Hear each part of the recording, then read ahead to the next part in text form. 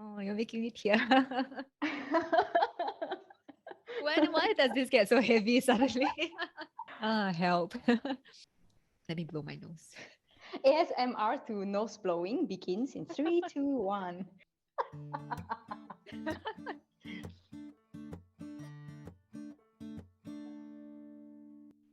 Hello, and welcome to the Handful of Leaves podcast. I'm your co-host Cheryl.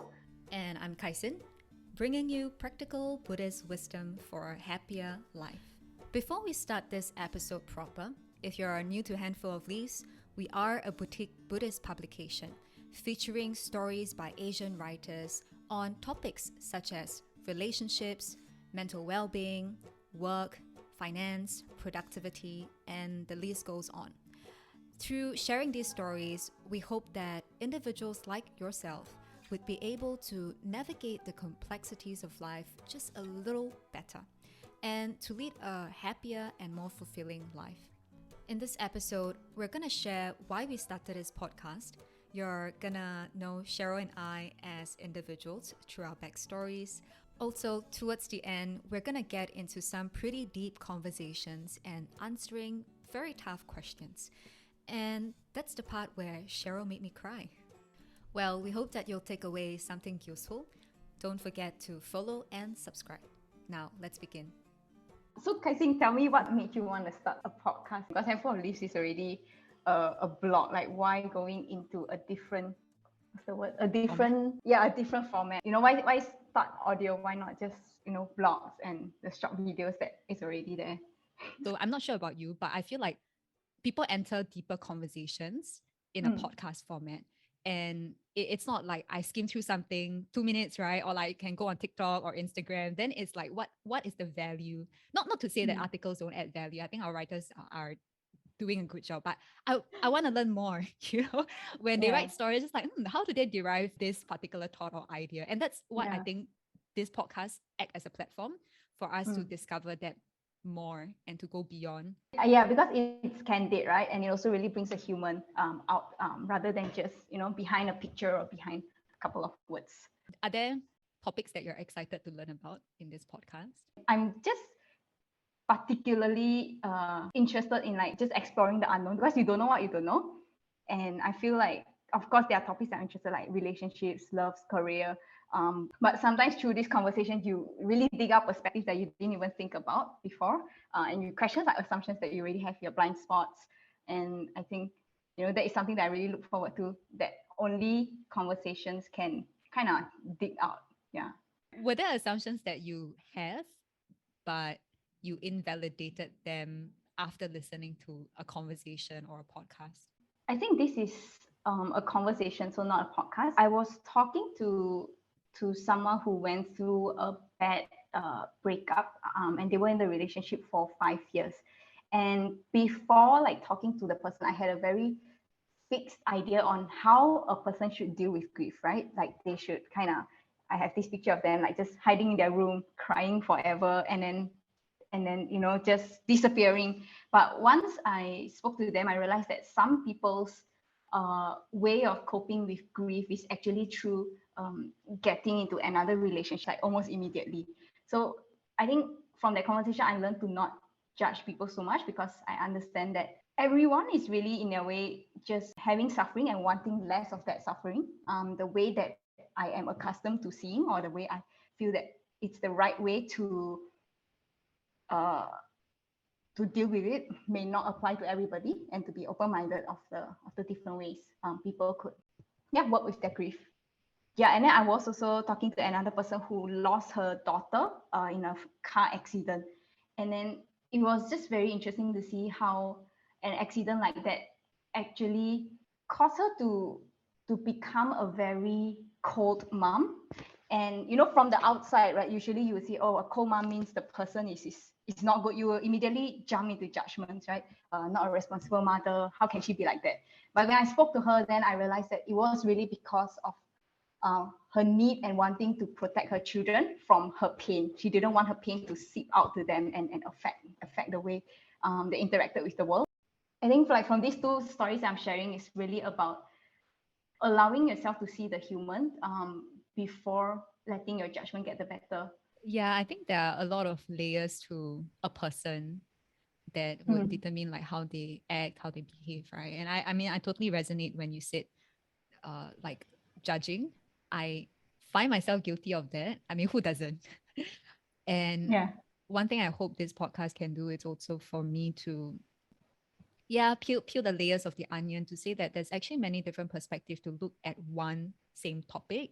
It's not to say that who's right or who's wrong or like who's better or who's not so good, but it's just to have that nuanced perspective and increase the level of empathy. Life is not so black and white, right? And whatever stories and decisions that we make or live by, then hopefully, through interviewing with different people and having the chit chat sessions, we'll make more informed decisions and yeah, live happier lives, I suppose.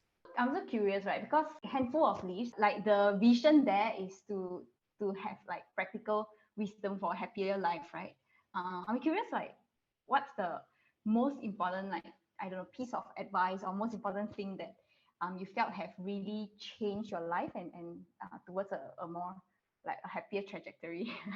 Well, I don't think I can pin it down to one specific Cannot, must advice. be one. Okay, I wouldn't say the advice made me happier, but it did inform my decisions in life that contributed to my overall well-being. I've shared this story with you and with many others before, which is my trip to UK. Okay, so like a little bit of background for listeners, right? Is I started a business when I was 19 and I hustled a lot of burnout, sleepless night. So I was 2 years in, like, okay, I need a break, and I wanna, yeah, go. I mean, some people call it like soul searching or whatsoever, find Mm, yourself. But I yeah. really, something in me was pulling me a lot. So I went all the way to UK to Amaravati. It's this Buddhist forest monastery, and I stayed more than a month there, and I've met different people from different parts of the world. And it's Mm, very interesting to me, like why they're there, because everyone is searching for something, right? And there was this lady whom I spoke to when we were like doing the dishes in the morning, and I realized that she stayed there for really long. I think she was there more than 2 months, and I was very mm, curious as to, number one, like, doesn't she need to work? Number two, like, why is she there for so long? Like, what does she want to get out of it? It's like maybe like myself, right? People are asking me the same question. And something hit me when she said she used to work at a hospice, and I thought that was something that was very meaningful. So I asked her, like, why did she stop? And she said that over the years working there, she realized there was a pattern, people coming and going, and of course, people, passing away. The There are a lot of regrets, and the regrets are not around like, oh, how much time I can clock in the office, or how much extra work that I've done, but it's a lot about family, as well as doing what their hearts desire. And mm, it helped her to reprioritize what she wants in life. And then this whole existential thing, right? Like, what is life all about? Which brought mm, her to the monastery. And then she realized there's something beyond. Even like she's doing such meaningful work, she realized there's something beyond, which is to, like, free our hearts from all this dissatisfaction. And she wanted to gain more wisdom. Why it left such a deep impression all the way to now, I think it's been like close, I think almost 7 years, is because, yeah, after I came back, then I started to wonder, hey, I'm so busy for what? Like, mm, I'm doing like a lot of things, right? Not just business side, but also volunteer work. But I realized I was neglecting a lot of important parts of my life, like family. So how it helped me be a happier person was that every single time when I were to embark on certain projects or work on mm, certain things, I would ask myself, what is this for? What's the purpose? So then I became very purpose driven, and mm, that became my North Star. And whatever I do, if even if I'm busy, I would know that this is something that I want. So if I mm. were to say live a short life, then I hopefully will have less regrets, and like, time box and carve out time for my family on weekends when they are working, like Sunday is the only time, things like that.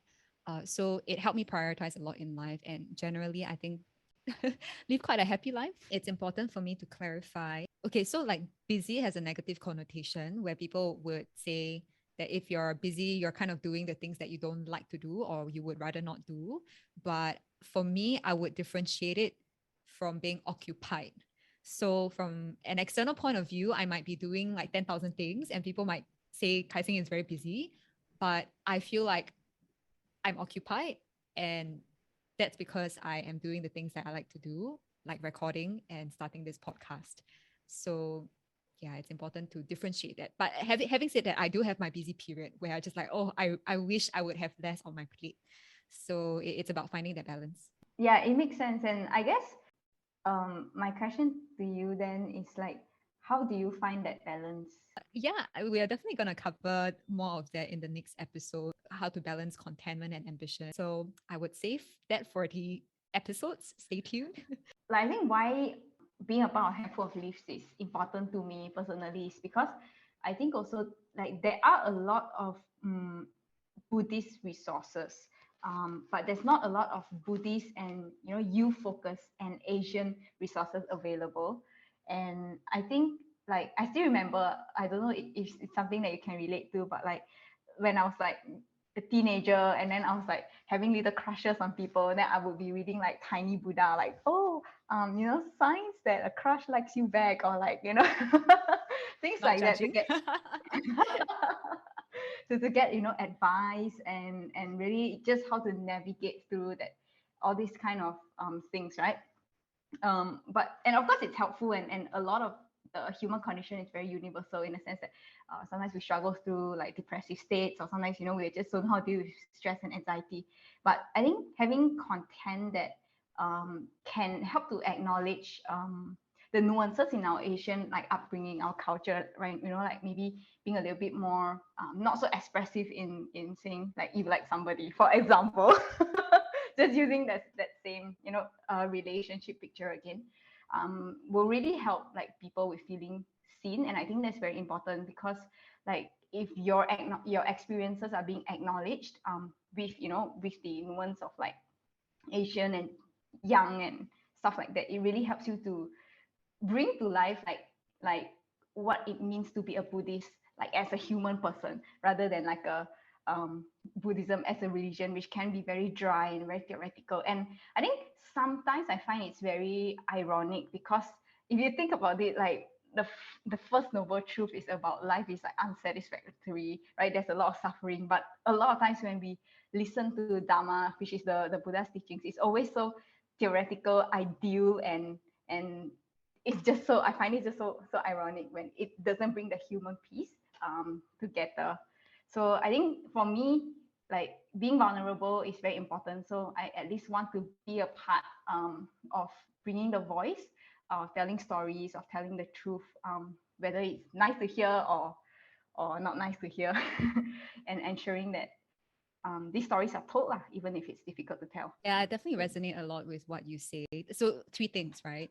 Mm. First, definitely the nuance in the Asian context. In the Asian context, we are very conservative. So there are certain things, even relating to mental well-being. It is not until the recent years that I think our society starts to open up more on this topic. Mm. But previously, it was a taboo subject, right? Or like to talk about your relationship issues openly, and then just the fear of being judged, etc. In those areas, we can help people to connect the dots better, to really navigate all the complexities in life, and applying more of like the Buddhist wisdom and principles to lead something that's more fulfilling, and also to recognize that it is not just say, oh, let go, these two shall Mm. pass. I think that's where the second point comes in, right? Where Mm. sometimes it can be a little bit idealistic to say, oh, if I'm spiritual or I'm religious, then I have to uphold certain moral conduct and there is no room for failure. It's like Mm. if I do something bad accidentally or because it's still like, work in progress, then there's a lot of guilt tripping. There's a lot of like feeling not good enough. And it's very tempting to just throw in the towel because everything or everyone else seems to be doing well. Then it's like, am I really cut out for this? Maybe not so much. So I think a big part of why we started Handful of Leaves, it's also to paint the holistic picture, right? To say that it's a journey, to show the vulnerability of people when they are growing spiritually, to say it's not just the destination, but there are so many bumps on the road. It will be bumpier at the start, and the journey will be smoother towards the end. So we are hoping to kind of, be with people along this journey. And then I think the third thing, it's more about the application. If you read the discourses and you really understand like how Buddha taught, he tailors his teaching to different people, right? Like to merchants, he would speak in a very different way, and he uses a lot of analogy and bring it very close to home, things that can be applied.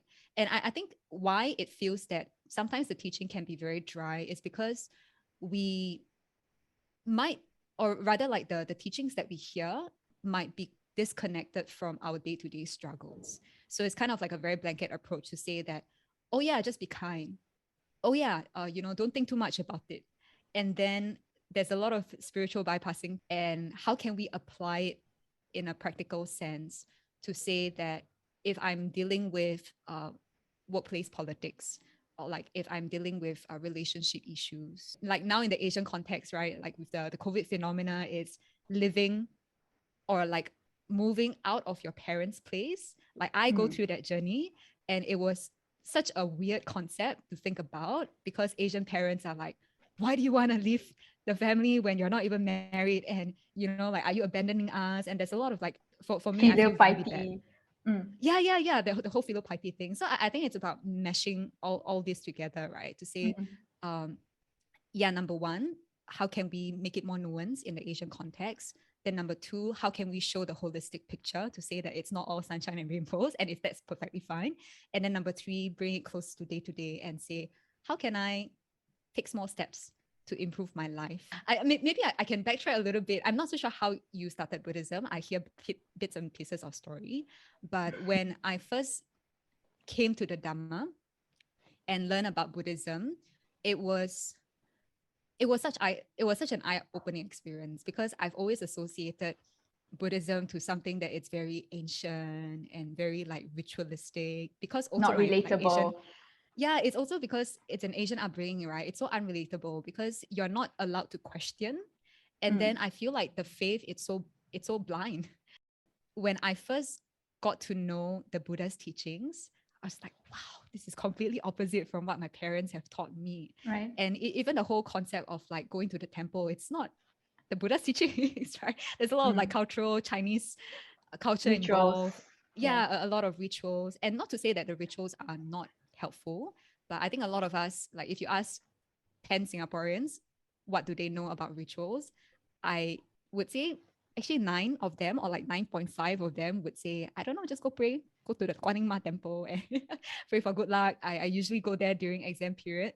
And yeah, when I'm like going through certain, life challenges, then Difficulties, yeah, can't find answers within, then you have to seek out, right, for like divine intervention. But then I realized actually a very big part of Buddhism, it's finding the answers within, which is so ironic. I hope that, through this podcast and also the content that we post on our website, like people would be able to find that clarity in their journey of growth, right? And it's content that I personally wish would be out there many years ago, but are not. And I think like the power in Buddhism is really when you are able to apply it into your life. Like there's no point saying, oh, I understand impermanence theoretically, or I understand the concept of non-self. It really doesn't help you at all if you can't apply it to help you to be someone who's more compassionate, less judgmental, and less critical of yourself and others. And I think maybe perhaps it's the disconnect in the kind of like Buddhist teachings that I'm exposed to, right? Maybe it was just never linked to how we can apply it in our workplace, for example, or how we can be very skillful in applying it in our family relationships. So I think hopefully, this podcast can connect the dots for people, and really enrich their lives in that sense as well. But I do feel that more importantly is also planting the seeds to liberating oneself from like suffering completely. You mentioned just now that you wanted to highlight that this is kind of a journey with ups and downs. And I think on top of that is not just ups and downs, but also kind of illustrate the different kind of journeys everybody could be on, by sharing as many stories as possible. Someone could be, maybe just completely new to Buddhism and finding it extremely challenging, but someone could be maybe a couple years into the path, feeling their faith wavering a bit, or someone who's like at that crossroads of wanting to renounce, but then the family is pulling them back. So, really, really just showing the different journeys a Buddhist could be on and the different flavors that could entail. Yeah. Everyone's life is different, right? The monastic life is not for everybody. And just like how the corporate life is not for everybody. So yeah, hopefully that's a very nice comparison. It's so true. So it's like through the journey, as well as gaining all these different perspectives, hopefully one would be able to again make a more informed decision to what they feel most at peace with, right? It's not so much about what other people want, but having the clarity within on what's best based on the readiness. That's the most important. Yeah, that's the most important. Like based on the readiness, the capacity and everything. It's not to shoebox ourselves to one mold to say all Buddhists should be like that. Maybe get to know both of us a little bit more. So how did we meet, Kai Xin? I think your story and my story is very different. We have different versions. Yeah, to be honest, I can't remember fully how we met. I vaguely recall it was through a camp, and then you came all the way from Malaysia to Singapore just to attend the youth camp. And that was that's true.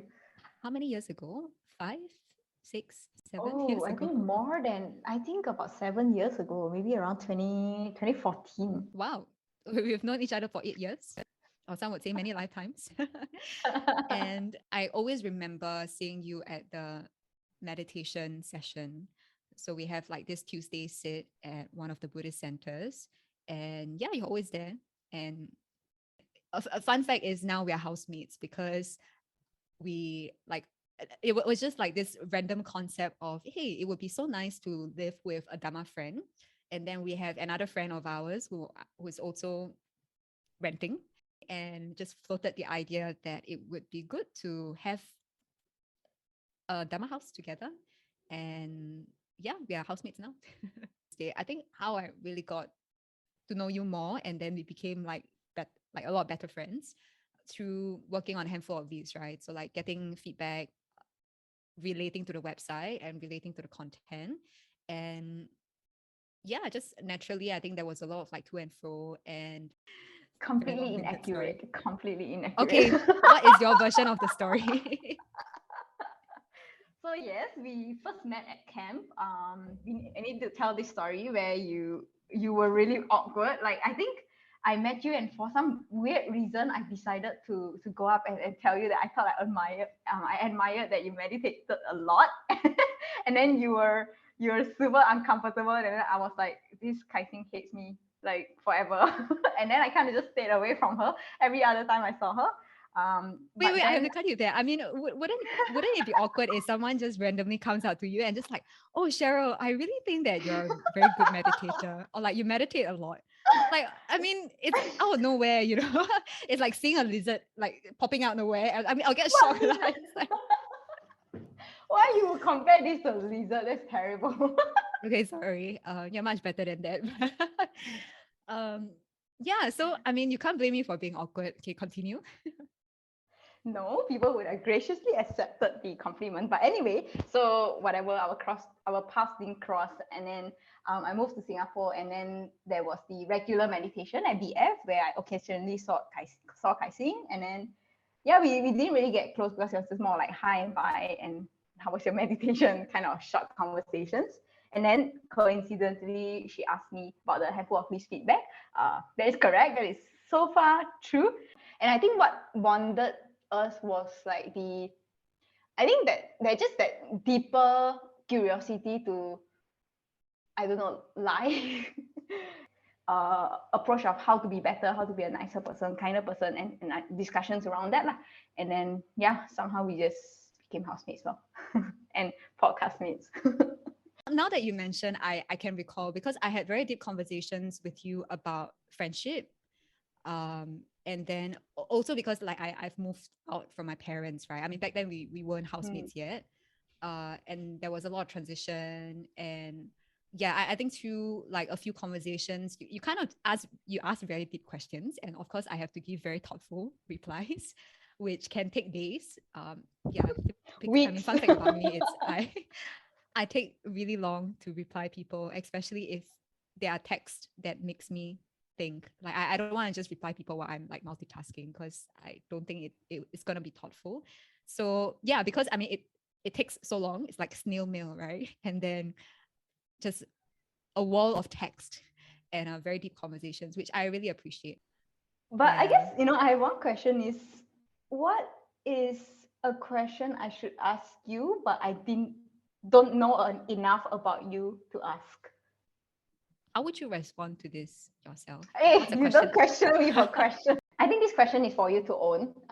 You can, I guess, rephrase it as you like, but essentially something that I don't know about you yet that you would like to share. I don't know. This is so hard to start because yeah, I think you know a lot about me, but I'm not so sure like whether there are certain assumptions that you have made um in the process that I might have a backstory to say actually that assumption is false. What are your current assumptions of me? Like how would you describe me as a person? Oh, sorry, my internet is bad. I mean, it's a very deep, I mean, it's a very tough question, Yeah, right? true. Like, Not sure, but I think you could be someone that could be very hard on yourself, and you would probably tend to extend more compassion to other people than to yourself. I am quite hard on myself as to whether I'm compassionate to others. I think this is an assumption that I would have to like invalidate. I, funnily enough, I used to think that I'm quite a compassionate person. I mean, I wouldn't deny the fact that I do compassionate stuff, but I'm not as compassionate as what other people think I I am. think it's funny that you say that, right? Because I think if we would, like, let's say we just ask any mutual friend, I think compassionate would be one of the terms that they would probably associate with you. Is it because of the things that I do or say? How did that assumption come about? But I think mostly from your actions, right? You help people proactively. I actually don't do that proactively, which is something that I discovered. So okay, I think COVID brought a lot of learnings. I have come to discover that I'm not such a compassionate person because during COVID period, I'm pretty much a hermit. And to some degree, it didn't really help with my whole mental well-being. And yeah, I was just alone. And I don't proactively reach out to friends. And I guess friends just think that I'm fine because I'm usually the one reaching out to them. And I realized the reason that was the case, it was because it's like you're inside. And if I see you're suffering, I can't just unsee it. I would then reach out to you and help. But if you're out of sight, I wouldn't keep you in my mind all the time. Yeah. So I wouldn't say I'm compassionate enough or like in the way I want to be. And so I think some people would then see the first part, right? Yeah, Kai Xin, you're being too hard on yourself. Like there's a pattern. Yeah. I think I'm compassionate, but not as much as what I think other people associate me to be. One thing I'm really guilty about, like, is when I got out of my hermit mode and like some of my friends actually reach out to me to like ask for catch up. And then I realized that actually many of them are struggling. I mean, I was struggling as well. And then I felt like, wow, I could have reached out to these people. Like, why am I so selfish? Just thinking about myself. It's not like I was like deep in the pit, you know. There are days where I'm just savoring my alone time and I don't want to talk to anybody. And then it got a little bit unhealthy. I was But just if like, you're wow, enjoying it, why is it unhealthy? there's a tipping point, right? At first, I enjoy it, but then I realized too much solitude is not conducive because I don't interact with people, I don't get triggered, and I can just be in my own world. I don't broaden my perspective, right? So it becomes unhealthy when I am just with my own thoughts. And then it becomes more unhealthy if my thoughts are not healthy.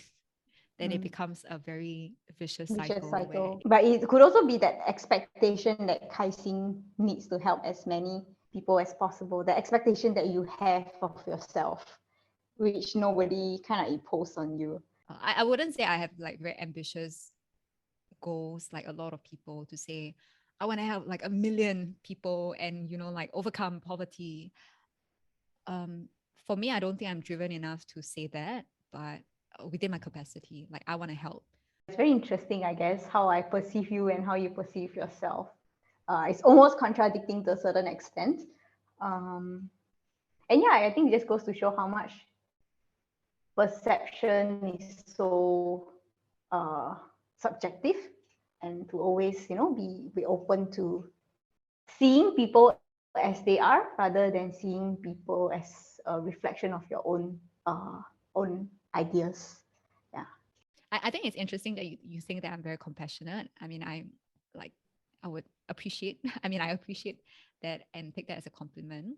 But I also realize it can be quite unhealthy to some point, because I'm not sure whether people hold on to certain expectations of me because I'm always the one reaching out to people. Hence, I don't need to reach out to people.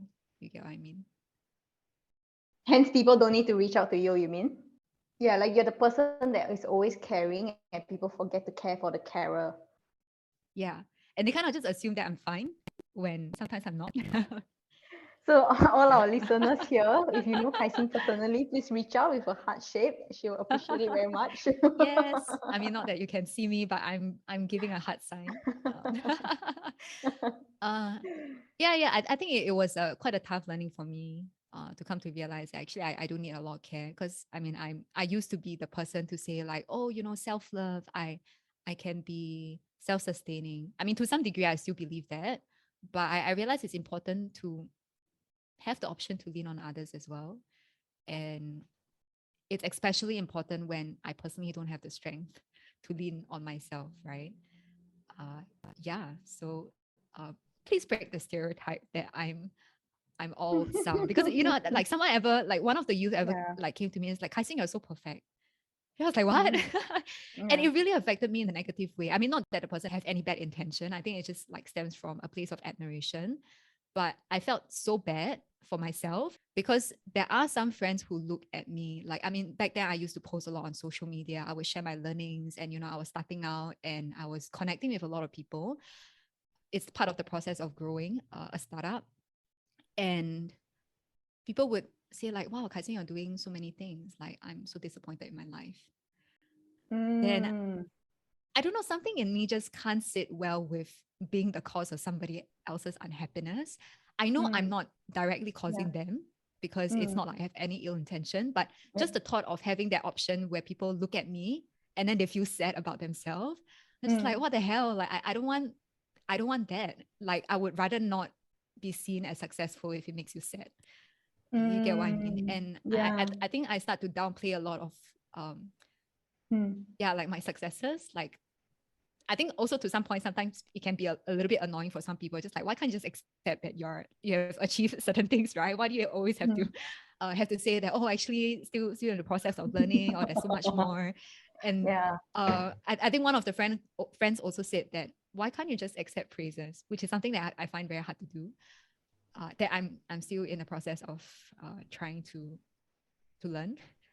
And so when people have certain like stereotypes of me, it's almost like an ideal. It's like idealism, right? And they project it on me. I feel scared because what if one day I do something that is out of line and uncompassionate? What would they think of me? I have flaws, you know. Like, if they see me as a perfect person, then I have no room to be imperfect. It's a very scary thought. Yeah. And you're just human, and definitely as a human, you're vulnerable, you have flaws, you're not perfect, you're really just learning. And when there's these kind of expectations put on you, it kind of restricts how you could be free as well as a person. And I think, like, you know, if you look at celebrities, like why all of them kind of have a sudden rebellious phase is because of all the expectations of all their fans putting on them to be this ideal person. So they just kind of need to really break that mold by doing something completely extreme. But also, like, you're not responsible for other people's insecurities. And I don't know, I feel sorry have to feel that there is the need for yourself to minimize your kind of your glow, just so that you don't shine so bright. Oh, you're making me tear. Why does this get so heavy suddenly? Help. What you have. Oh, let me grab a tissue. This conversation has taken a turn. We'll be right back. Sorry, that's my expertise, making people cry. Sorry, continue. No, I mean, there's no should or should nots, right? Because it's really your journey, but rather learning to own your space. And I think just standing proud with that lah. And yeah, really, people's insecurities are not something that should affect you. Intellectually, I know that, but no buts. And I am trying to learn that. I mean, even starting this podcast is a little bit daunting. Let me blow my nose. ASMR to nose blowing begins in 3, 2, 1. I was saying even starting this podcast is daunting because I'm putting myself out there, and I mean you are also putting yourself out there, and I think we to some extent want people to learn through very personal experiences or like tough conversations like this, right, from our guests or like from both of us. And it puts us okay, I can't say it for you, but I feel like I'm in a very vulnerable position. And that's very courageous of you also to do that. Hesitating, trying to like process. Yeah, I think it's daunting because for many years I have stopped putting myself out there. And in moments when I do it, it's to like, I mean, it's nothing about me, right? It's like getting support from maybe fundraising projects or perhaps it's work. I feel obligated to, because I mean, like if our company achieves something or if me and my co-founder achieve something, yeah, like I feel obligated to publicize it, to share that joy. And I'm struggling a lot because I feel like when I do that, I am then put on a higher pedestal, and it's very tough for me to come back. And then I realize it's a learning journey to say, I can use or leverage my glow, or if I were to have a glow, I can leverage that to help people. But then also not to be too hard on myself to say it's my responsibility to help people, or it's my responsibility when somebody else feels bad. And I hope that I can show more sides of me that are vulnerable, so that it breaks this stereotype that everybody has on people, like, oh, just because a person is out there, it's the life that I want to lead, or like you look at them from a place of admiration rather than inspiration. And it's very different, because admiration is like, wow, I wish I could be like that, versus inspiration is like, I can do that, let me try. So it gives that sense of empowerment back to the individual, rather than like oh my god, yes, or like self-criticism, right? Like I suck so bad, like I would never be like that person. I also want to just make a disclaimer. It's not like I am like super successful or anything like that, but it's just in a close circle of friends, they seem to think so of me. I can't just I cannot fathom the amount of stress and things that more successful people will go through, or like I wouldn't say successful, but people who are more out there, who are more exposed. Yeah, I can't imagine how it's like for them, because I'm not even putting myself out there and I'm already feeling this stress. What about them, right?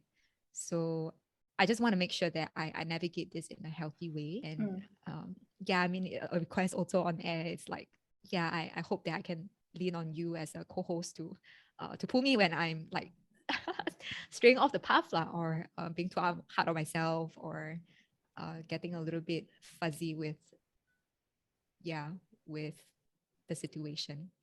Yeah, and I think like my only hope for you is that, like, I don't know, like wherever your journey takes you to greater heights and brighter stars and brighter glow, is to remain like true to telling the true story, like always being vulnerable and never ever feeling like you need to be perfect, and then like painting a fake image of like perfection or whatever, being those like Yeah. uptight, snobbish. Which is why, like shout out to Kema, one of our Dharma friends. I mean, I was asking her for advice for this podcast, and she said it shouldn't feel like a performance. And why it hits me so deeply is because exactly what you said just now. It shouldn't feel like it is decorated or I'm putting up a show just because I want to maintain a particular image. I mean, we still want to do quality shows, but in terms of like the content, yeah, you get what I mean. Yeah, I hope you get the answer from your question about what is something that you don't know about me that you want to know more about. Can I throw the question back to you?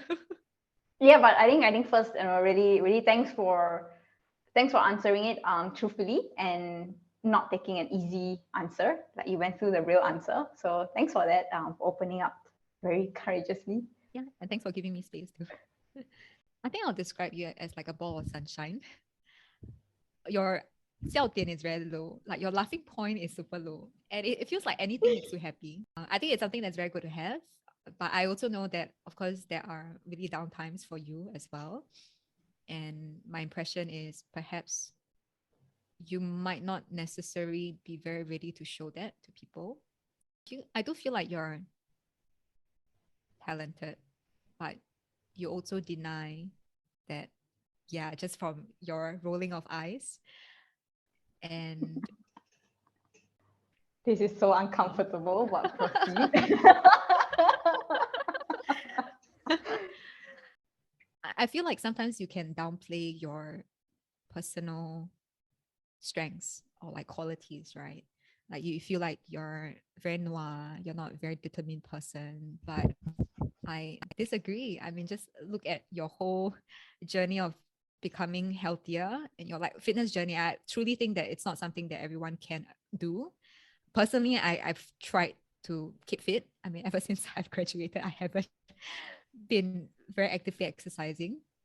But you stay true to your words lah, and it's like you set your goal on something, you're determined, and you go all out. I'm not so sure whether you see that in yourself. I have a lot of other assumptions, but yes. So these are things. Few more, few more. Few Buying more. myself time. I feel like you care a lot for others and you want to hold a space for them, but sometimes it might also come at the expense of holding a space for yourself. And you might downplay some of your qualities, like your good qualities and strengths, when you're seeing others, right? It's like, oh, how come they are able to structure their thoughts so well? Or why are they able to answer questions on the fly? But I realize the context is very different because it's not that you can't do it. I mean, you do it really well, but it's just in a situation or it's a topic that you don't blossom in. When there's a misfit of role, then you would think that you're not good at it. But it's not that you're not good at it, it's just you're in the wrong place. But you have all these good qualities that would make you thrive if you're in the right place. I don't think these are necessarily assumptions. I think these are more observations, which I think you're quite accurate in pointing out. I think I'm like by no means like super successful or anything, but I think I do share similarities with you in the sense of like the need of needing to downplay a little bit. So just a bit of context. It's like I come from a family where like my sister is not the smartest in terms of like grades, and then we used to get compared a lot, and I usually did okay in my exams. And then like a lot of things as well, like maybe when I was younger, I eat food faster. My sister didn't eat food fast, and she would get like caned for that. So I think inadvertently I was like, okay, I need to make myself smaller also, in that childhood context, so that she doesn't get scolded or get like reviewed negatively.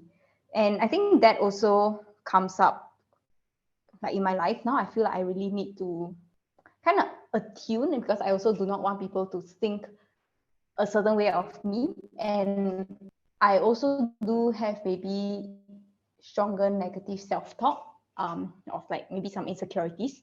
So then I guess that fear of being perceived a certain way plus my own negative self-talk makes me just very fearful of doing things on my own. So for example, like this podcast also, like it's like I hesitated doing it on my own. And then when you asked me, I was also like hesitating so much, because I think the question of like, who want to listen? Will I be able to produce good enough content? Will I be engaging enough?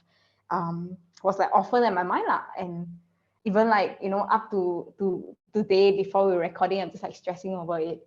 So I think I'm still working on myself, like trying to, I guess, just find what space I should be in to thrive. But at the same time, also being patient with myself, to really take things one step at a time, because it's impossible to want to conquer everything at once. And yeah, it's just, I guess balancing that long-term incremental growth, still being courageous enough to put myself out there and trying different things, and being more open to failures, rejections, and see where that eventually leads me to. I hear that whatever you're doing stems from a place of care. Like, I mean, it's quite similar, right? Like, you don't want to shine so much because you're afraid that that might cause other people to, yeah, like have a certain negative repercussions, or that there's some form of comparison involved, and you don't want that. Then at the same time, there's also you comparing yourself with your own standards. I'm just curious, like, why don't you want to do things for your own sake? Or just now you mentioned something like, I mean, I want to start a podcast on my own. I don't want that. Like, why is that the case? Yeah, I don't know why I always have that feeling of like incompetence, like I won't know how to do it. Yeah. And I think that has stopped me from a lot of things, from a lot of side hustles to maybe important decision, like career decisions, and even, I think, even like relationship boundaries, that incompetency of like, yeah, I'm not good enough. So I'd rather not pursue it, because if I'm involved, I destroy things. I think it's always a result of comparison. It's never a I feel incompetent. It's always I feel incompetent as compared to XYZ ideals, expectations, people. Would it help if you were to compare yourself with Someone worse? I wouldn't say that. I mean, going back to admiration versus inspiration, right? Like, would it help to reframe how you compare? Because comparison is healthy. Otherwise, we wouldn't have a benchmark, and we don't have like something better to work towards, right? And it's how we use that comparison to inch forward rather than slide backwards. I think a healthier comparison would be looking at things in a more balanced way, which is not just comparing using my weak spots, but also comparing with my strengths, if it makes sense. So I get a balance, a balanced self-esteem, rather than one that's leaning towards more negative. Yeah. Then you will realize actually there are a lot of positive traits that you can compare with. But yeah, I think you're very. Thank you for opening the space as well. And I think you're very astute in your observations. I think it's more observations than assumptions, because I think they're fairly accurate. What is season 1 all about? The general theme of it is, of course, covering a lot of different areas in life, finance, relationship, career, things that are generally important for us to function as a person in society. But more importantly, really exploring how we can do that with ease, and balancing out the demands and the rigor of it to be able to, I guess, achieve success in any of these areas, but doing it in a balanced and happy way. Because after all, we are seeking for practical Buddhist wisdom for a happier life. Yeah, must be practical. That leads to happiness. In terms of the format wise, it would be like an alternate between interview style with experts in the field and also chit chat sessions like what we are doing right now to share more perspective on a single topic. And if any of the listeners, you have questions that you want us to talk about or discuss, you can subscribe to our Telegram channel and put your comments there. Any thoughts and key takeaways. Of course, it would be really helpful if you click the subscribe button on Spotify as well as YouTube. And we have a lineup of speakers. Tan Chiek Ming, the author of Search Inside Yourself, the book, as well as the book Joy on Demand. We also have a very popular teacher, Buddhist teacher, Sister Sylvia Bay, and we have Sister Amy on board as well, and many more speakers. If you would like to hear from other speakers or interesting people you want us to chat with, also let us know in Telegram. Cheryl and I, we wish all of you listening stay happy, healthy, and if you are not happy, that's fine. It's all part of a process, and we are excited to be on this journey with you. See you in the next episode. Thank you. Bye-bye.